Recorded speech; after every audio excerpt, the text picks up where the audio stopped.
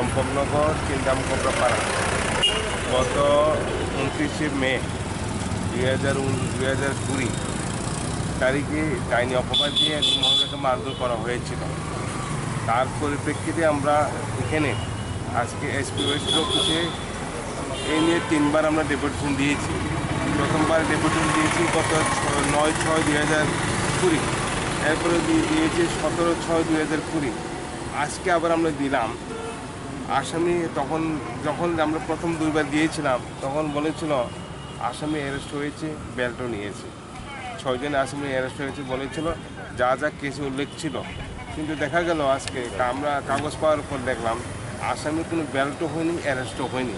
আসামি খুব ফ্রি চলছে। এইভাবে ডাইনি অপবাদ দিয়ে আমাদের ট্রাইবাল সমাজের মধ্যে অনেক বাড়ি ঘরের মা বোনদেরকে নির্যাতিত অত্যাচারিত করা হচ্ছে। এইভাবে যদি তাদের কোনো শাস্তি যদি না হয় তাহলে সামনের দিন আরও বাড়বে। এই ডাইনি একটা ইস্যু নিয়ে সামনে আরও বাড়বে।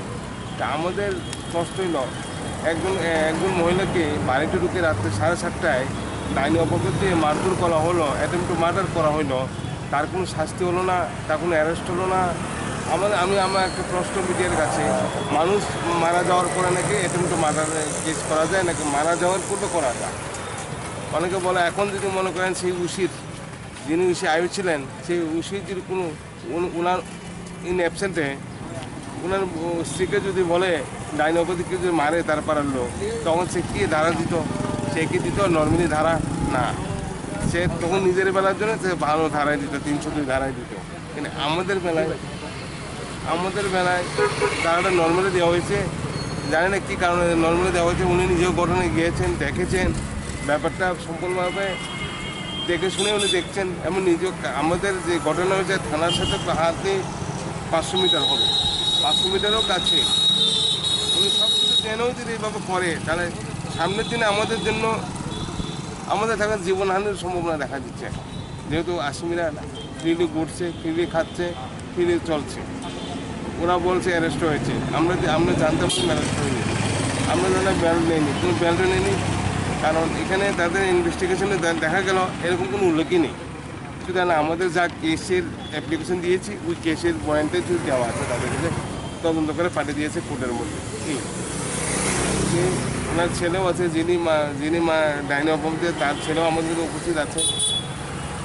উনি এখন বাড়িঘর ছাড়ে থাকছেন, আগরতে আছেন, চাকরি করেন এখানে। কিন্তু ওনার যাওয়ার কোনো সুযোগ সুবিধা নেই, কখন কী হয় জানি না।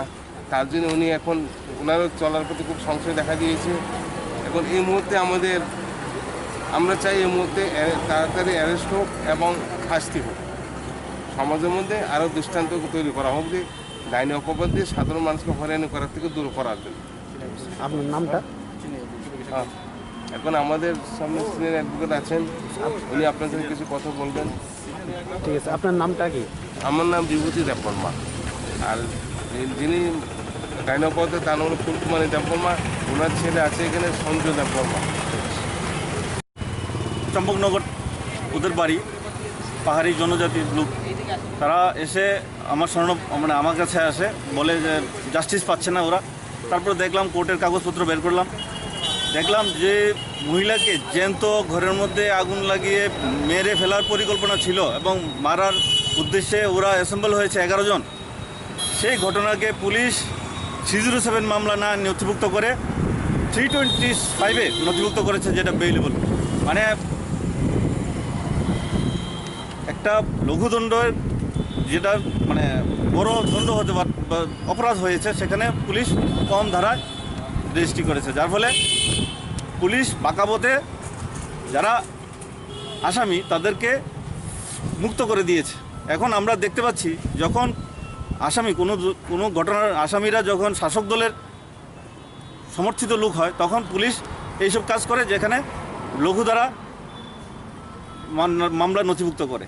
এখন এই যে সব কিছু মিলে এখন আমরা কিছুদিন আগে আমাদের আইনমন্ত্রী যেটা বলেছিল যে রক্তদান শিবিরে আক্রমণ হলে অ্যারেস্ট হবে না, এই কথাটা উপর থেকে কথা নিচে চলে গেছে। মানে জল যেমন উপর থেকে নিচে চলে যায়, এমন মন্ত্রীর কথা গ্রাম পাহাড়ে সব জায়গায় চলে গেছে।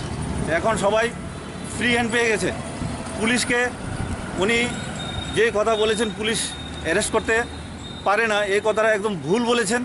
যেটাতে 41 সিআরপিসি বলা আছে, police may arrest any person without warrant, without any order. সেই কথাটা উনি এমন ওনার যে রসায়ন, ও রসায়ন দিয়ে উনি যেভাবে ব্যাখ্যা করেছেন সেইভাবে সিআরপিসিতে এই রসায়নের ব্যাখ্যা নেই। উনি মিথ্যা ইন্টারপ্রিটেশন করেছেন। যে ইন্টারপ্রিটেশন আমরা যারা আইন নিয়ে চর্চা করি তাদের কাছে এটা খাপ খায়নি।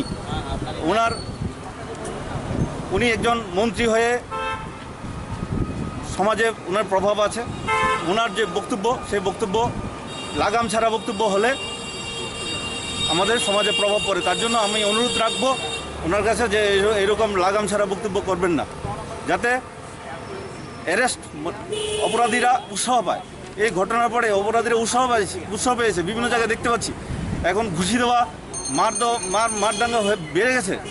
কারণ আপনি বলেছেন যে পুলিশ অ্যারেস্ট করতে পারেন, তাহলে মানুষ ভয় মুক্ত হয়ে গেছে। এবং পুলিশ ত্রিপুরার বুকে যে পুলিশের যে সুনাম ছিল, আগে ত্রিপুরার পুলিশের একটা সুনাম ছিল, কিন্তু আপনারা যেভাবে পুলিশকে পরিচালনা করছেন এখন ত্রিপুরা পুলিশের সুনাম নষ্ট হচ্ছে। আপনারা এসব বিরত থাকুন। এসব আমাদের ত্রিপুরার গর্ব, ত্রিপুরার পুলিশ, সেই বিষয়টা বজায় রাখুন এবং পুলিশকে মুক্ত ফ্রি হ্যান্ড কাজ করতে দেন, তাহলে আসামিরা উপযুক্ত শাস্তি পাবে। দেখুন আজকে যে ঘটনা নিয়ে আমরা এসপি অফিসে শরণাপন্ন হলাম, অপরাধ করেছে অ্যাটেম্প টু মার্ডার, আর পুলিশ নিয়েছে 325 মামলা। এটা কেন? কারণ 11 জন যারা আসামি, যারা ওই মহিলাকে মারার জন্য উদ্যত হয়েছিল, সেদিন গিয়েছিল, তারা সবাই বিজেপি সমর্থিত লোক। তার ফলস্বরূপ এই ঘটনা। তা আমরা কোথায় বিচার পাবো? আমরা কি ত্রিপুরার লোক না? আমরা ভারতীয় লোক না?